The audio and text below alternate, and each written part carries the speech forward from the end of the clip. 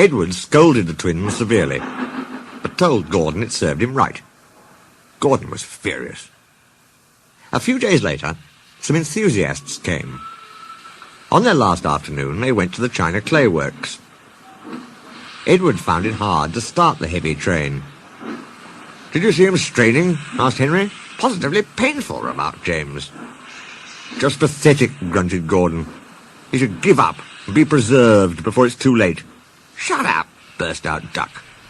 "You're all jealous. Edward's better than any of you."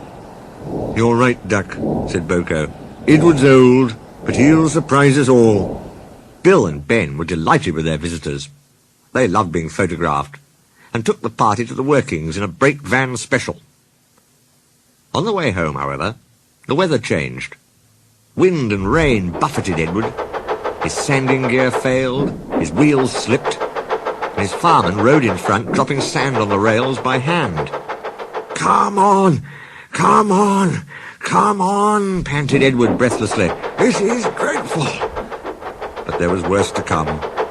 Before his driver could check them, his wheels slipped fiercely again and again.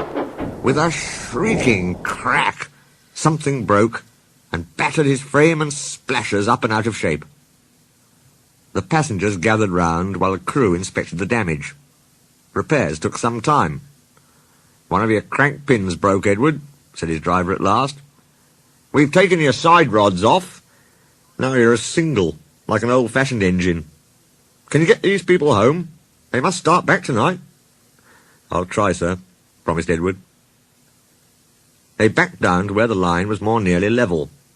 Edward puffed and pulled his hardest, but his wheels kept slipping and he just could not start the heavy train. The passengers were getting anxious. Driver, fireman and guard went along the train, making adjustments between the coaches. "We've loosened the couplings, Edward," they said. "Now you can pick your coaches up one by one, just as you do with trucks." "That will be much easier," said Edward gratefully. So, with the fireman standing carefully in front, the driver gently opened the regulator.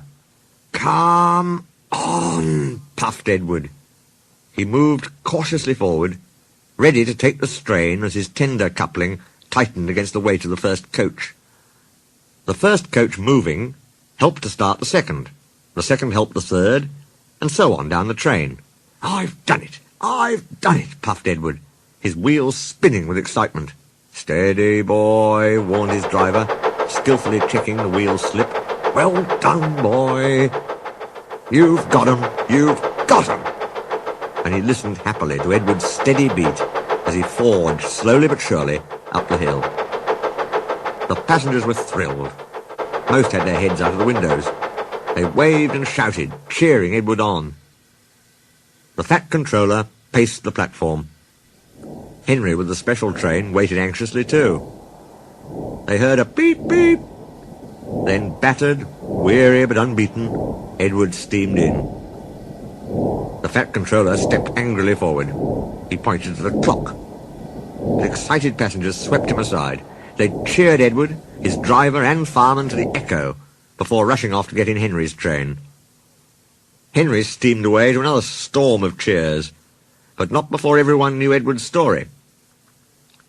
Edward went thankfully to the shed, while Duck and Boko saw to it that he was left in peace. Gordon and James remained respectfully silent.